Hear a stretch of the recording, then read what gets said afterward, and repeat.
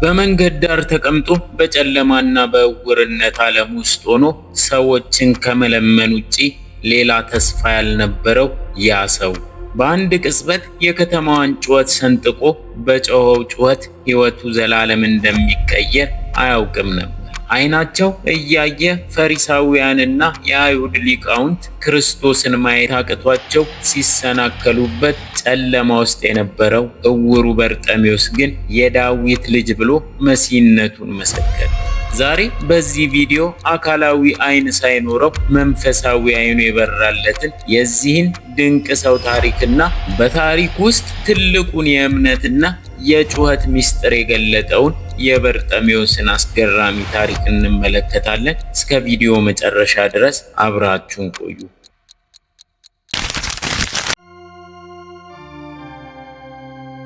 በዚያች በጥንታዊቷና በሞቃታማዋ የኢያሪኮ ከተማ ደጃፍ ላይ አንድ ሰው በአቧራማው መንገድ ዳር ተቀምጧል። ስሙ በርጤሜዎስ ይባላል። ትርጉሙም የጤሜዎስ ልጅ ማለት ነው። በርጤሜዎስ ዓለምን በዓይኑ አይቶ አያውቅም። ለእርሱ ቀኑም ሌሊቱም ድቅድቅ ጨለማ ነው። ኑሮ በመለመን ላይ የተመሰረተም ነበር። በየቀኑ ሰዎች ወደ ኢየሩሳሌም ሲሄዱና ሲመለሱ በሚያልፉበት በዚያ በተጨናነቀ መንገድ ላይ ይቀመጥም ነበር። እጁን ለምጽዋት ይዘረጋል። ጆሮው ግን የሰዎችን ኮቴ፣ የሳንቲም ድምፅና የከተማዋን ግርግር በጥንቃቄ ያዳምጥ ነበር። ዓይነ ስውርነት ለበርጤሜዎስ አካላዊ ጉዳት ብቻ አልነበረም፣ ማህበራዊ መገለልም ጭምር።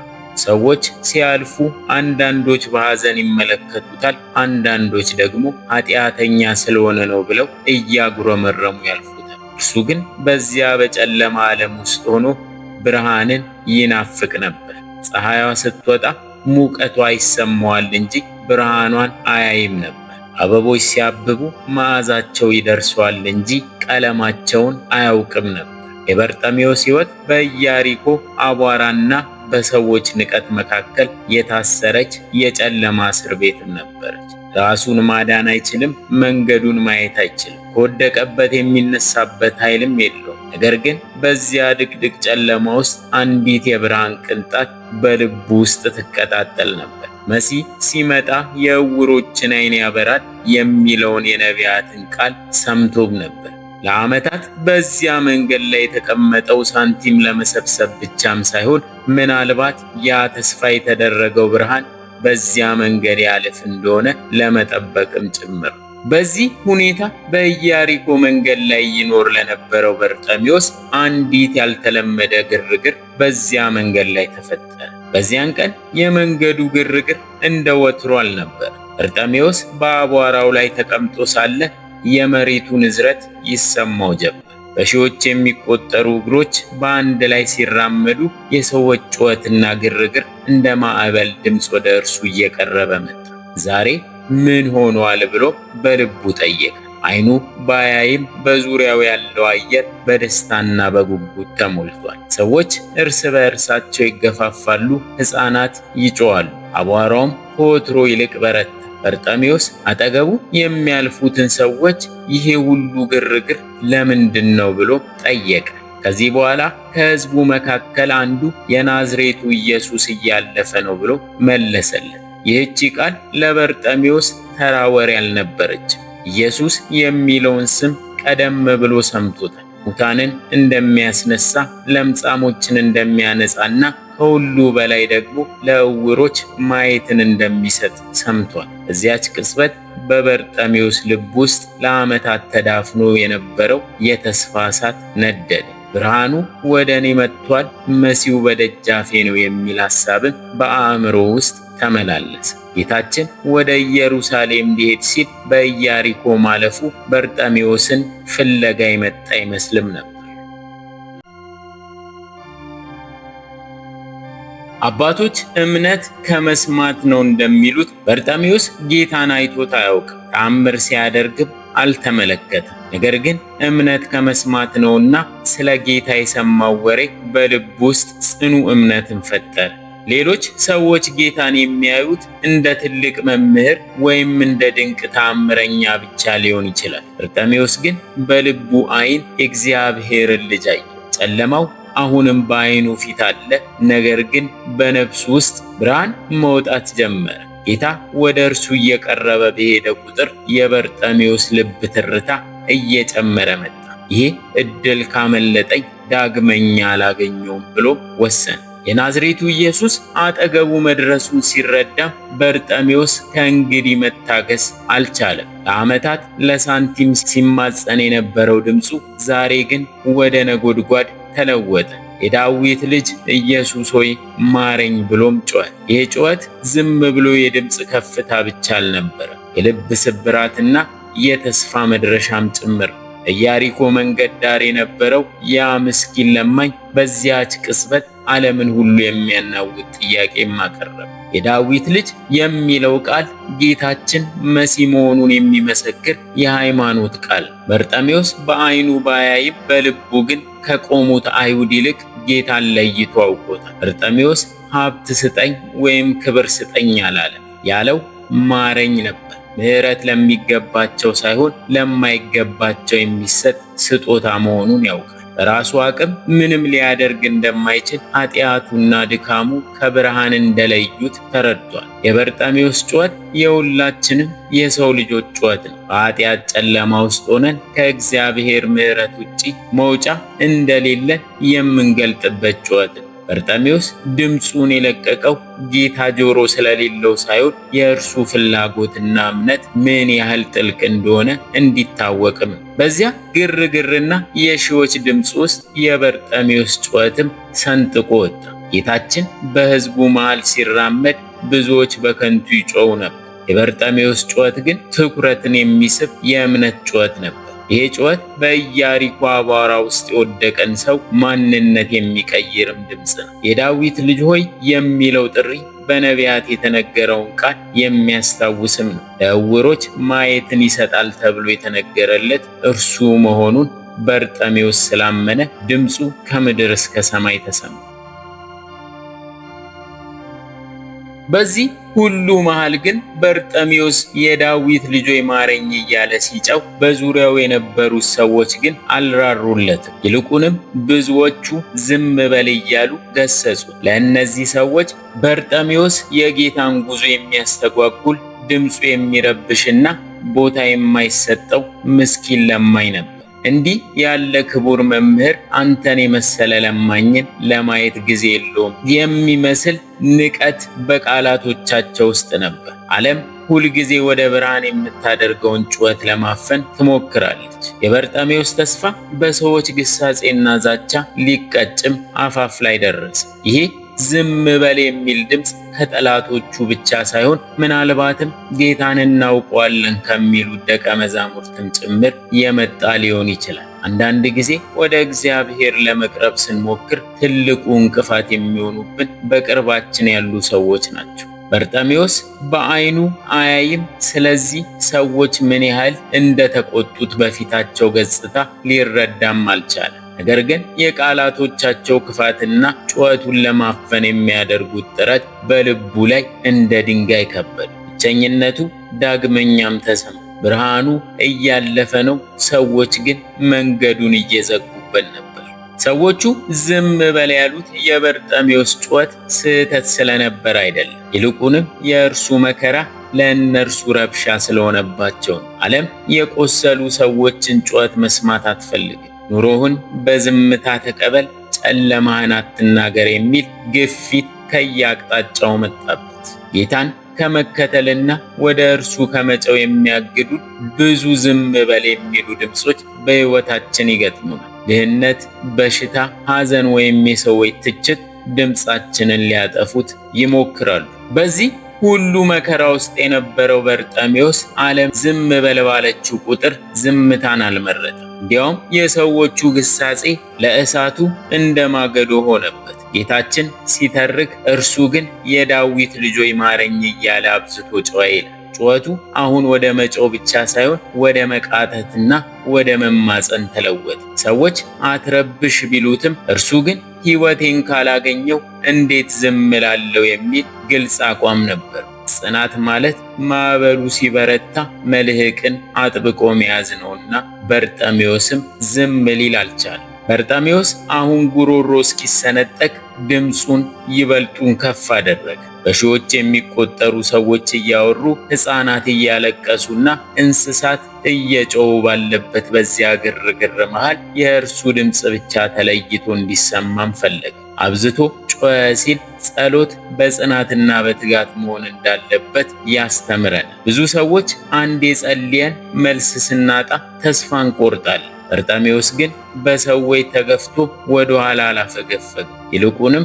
ድምፁን ከፍ አደረገው። ይሄ ጩኸት ሰማያትን የሚያንኳኳ የእግዚአብሔርን ልብ የሚነካ የእምነት ጩኸትም ነበር።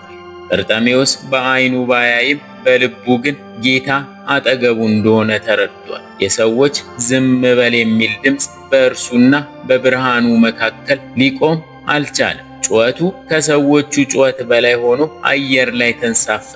በርጣሜዎስ በኢያሪኮ አቧራ ላይ ተንበርክኮ ፊቱ በአቧራ ተሸፍኖ፣ ነገር ግን ነፍሱ በብርሃን ተስፋ ረክታ መጮውን ቀጠለ።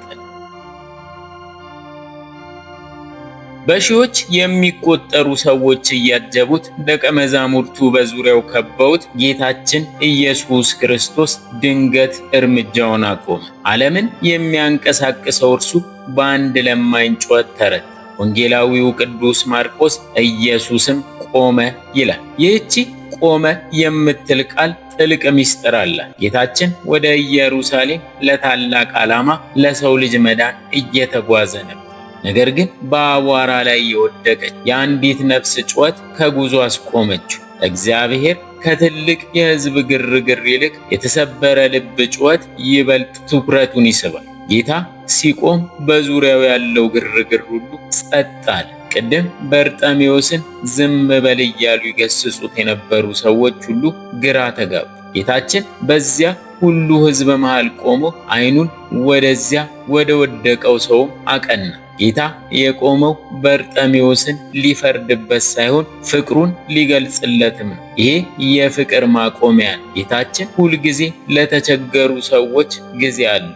ከዚህ በኋላ ጌታችን ሂዱና ጥሩት አላቸው። በርጣሜዎስ አሁንም በጨለማ ውስጥ ሆኖ ጆሮውን ጥሏል። ጌታ መቆሙን በዝምታ ተረድቷል። ያ የሰማይና የምድር ጌታ ና ብሎ ሲጠራው የበርጣሜዎስ የጨለማ ዘመን ማብቂያ እንደቀረበም በነፍሱ አወቀ።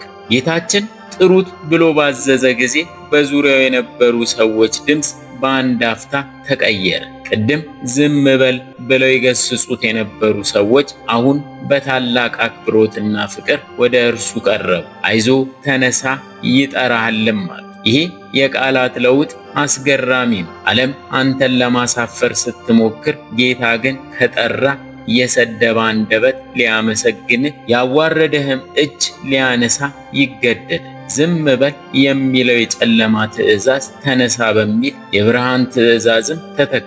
በርጣሜዎስ በሰዎች ቃል ሳይሆን በጌታ ጥሪ ውስጥ ያለውን ኃይልም ተረዳ። ከዚህ በኋላ ጌታ እንደጠራው በሰማ ጊዜ በርጣሜዎስ አንድ አስገራሚ ነገር አደረገ። ወንጌላዊው ልብሱንም ጥሎ ተነሳና ወደ ኢየሱስ መጣ ይላል። ይሄ ልብስ ለበርጣሜዎስ ተራ ጨርቅ አልነበረ። ያ ልብስ የመለመኛ ልብሱ ነው። በኢያሪኮ አቧራ ላይ ተዘርግቶ ሳንቲም የሚሰበስብበት፣ ሌሊት ብርድ የሚከላከልበትና እንደ መታወቂያ የሚያገለግለው ብቸኛ ንብረቱም ነበር። ያ ልብስ የድህነቱ የውርደቱና የጨለማው ኑሮ ምልክትም ነበር።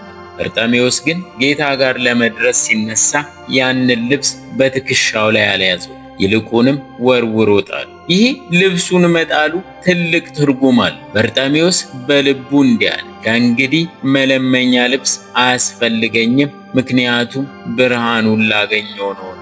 ወደ ጌታ ስንመጣ አሮጌውን ማንነታችንን፣ የኃጢአት ልብሳችንንና ተስፋ መቁረጣችንን አውልቀን መጣል አለብን። ያ ልብስ ለበርጣሜዎስ ክብደት ነበር። በፍጥነት እንዳይሮጥ እንቅፋትም ይሆንበት ነበር። ጌታ ሲጠራን ነገ ብመለስበትስ ብለን የምንይዘው ምንም ትርፍ ልብስ ሊኖረን አይገባም።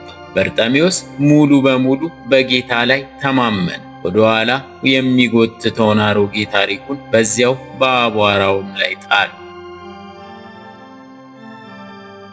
በርጣሜዎስ ዓይነ ስውር ሆኖ ሲሮጥ አየሩን እየቀሰፈ በጆሮው የጌታን ድምፅ አቅጣጫ እየተከተለ ያለምንም ፍርሃት ተራመደ። አሁን የሚደገፍበት ዱላ ወይም የሚይዘው ልብስ የለው። ያለው እምነቱ ብቻ ነው። በአንድ በኩል አቧራ ላይ የቀረው የመለመኛ ልብስ፣ በሌላ በኩል ደግሞ ወደ ሕይወት የሚገሰግሰው በርጤሜዎስ።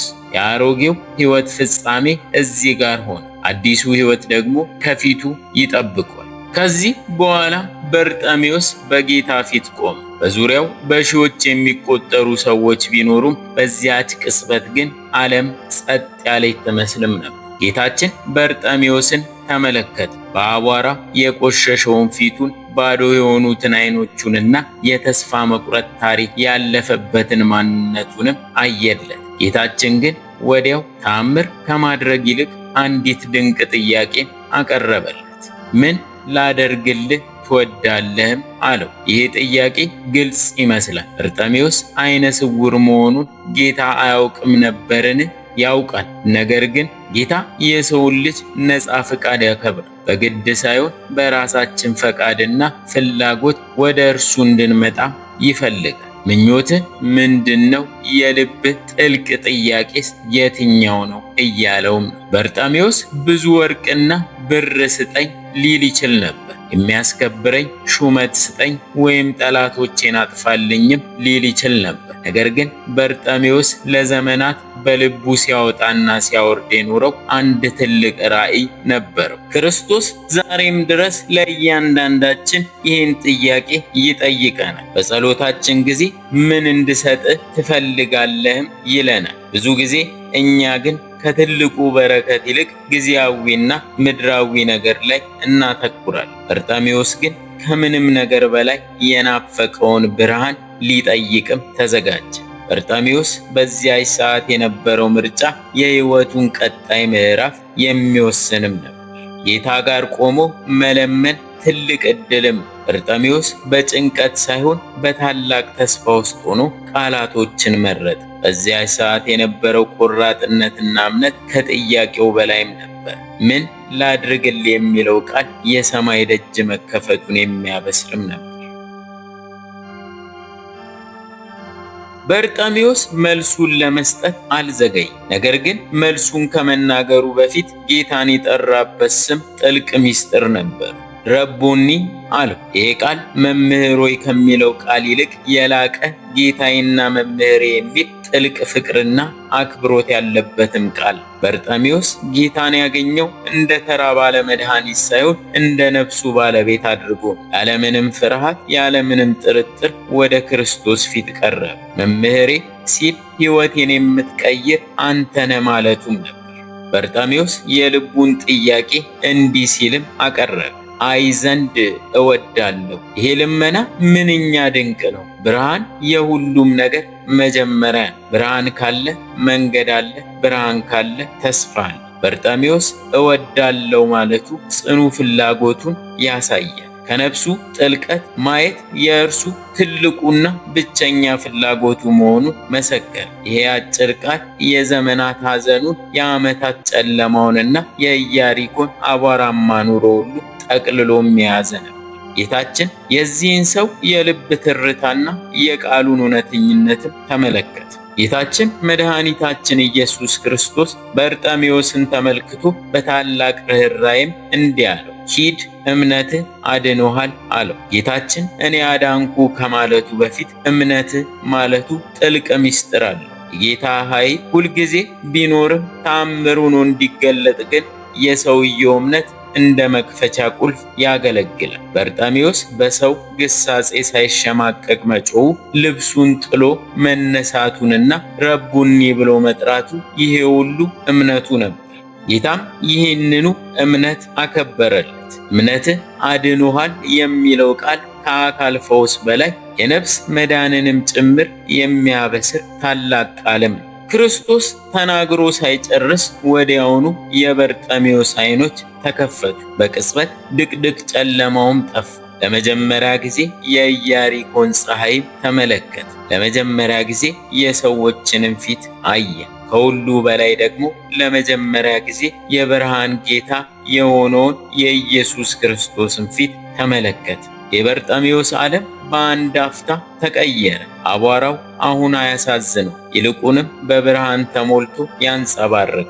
ለዓመታት በጆሮ ብቻ ሲገምታቸው የነበሩ ነገሮች አሁን በዓይኑ ግልጽ ሆኑለት። ይሄ ቅጽበት ከሞት ወደ ሕይወት የመሸጋገር ያህልም ድንቅ ነበር። ከዚህ በኋላም ጌታችን በርጤሜዎስን ሂድ አለው። ይሄ ቃል ለበርጤሜዎስ ምርጫ ሰጠው። አሁን ዓይኑ ስለበራ ወደ ቤቱ መሄድ ይችላል። ወደ ወዳጆቹ ሂዶ አዲሱን ማንነቱን ማሳየትም ይችላል። ወይም ደግሞ ወደ ቀድሞ የኢያሪኮ ኑሮ ተመልሶ በሌላ መልክ ሕይወቱን መምራትም ይችላል። ነገር ግን በርጤሜዎስ የመረጠው ሌላ ነበር። ወንጌላዊው ወዲያውም አየና በመንገድ ተከተለው ይላል። በርጤሜዎስ ብርሃኑን የሰጠውን ጌታ ትቶ መሄድን አልፈለገም። ለእርሱ ትልቁ ተአምር ዓይኑ መከፈቱ ብቻ ሳይሆን ከብርሃኑ ጌታ ጋር አብሮ መጓዝ መቻሉ ነው። አሁን በርጤሜዎስ በመንገድ ዳር ተቀምጦ የሚለምን ሳይሆን በመንገዱ መሃል ከጌታ ጋር የሚራመድ ተከታይ ሆነ። እየሄደም እግዚአብሔርን ያመሰግን ነበር። ሕዝቡም ሁሉ ይህንን ድንቅ ነገር ባዩ ጊዜ እግዚአብሔርን አከበሩ። የበርጤሜዎስ ሕይወት ለሌሎች ሰዎች የመዳንና የምስጋና ምክንያትም ሆነ።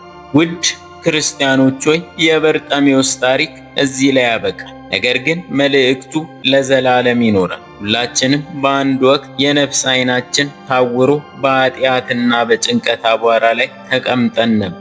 ነገር ግን የጌታን ድምፅ ሰምተን ስንጮህ፣ ዝም በሉ የሚሉንን አሸንፈን ስንቀርብ እርሱ ብርሃኑን ይሰጠናል። በርጤሜዎስ አሮጌው ልብሱን ጥሎ እንደተነሳ እኛም አሮጌው ማንነታችንን ጥለን በምስጋና እንከተለው። የኢያሪኮ ለማኝ ዛሬ የክርስቶስ ምስክር ሆኗል። ጨለማው አልፏል፣ ብርሃኑ ለዘለዓለም ነግሷል። ጌታ ሆይ እንደ በርጤሜዎስ ወደ አንተ እንድንጮህ ጽናቱን ስጠን። የነፍሳችንን ዓይን አብራልን። ከአንተ ያገኘነውን ብርሃን ይዘን በመንገድ እንድንከተልህም እርዳን። ስምህ ለዘለዓለም የተባረከ ይሁን። አሜን።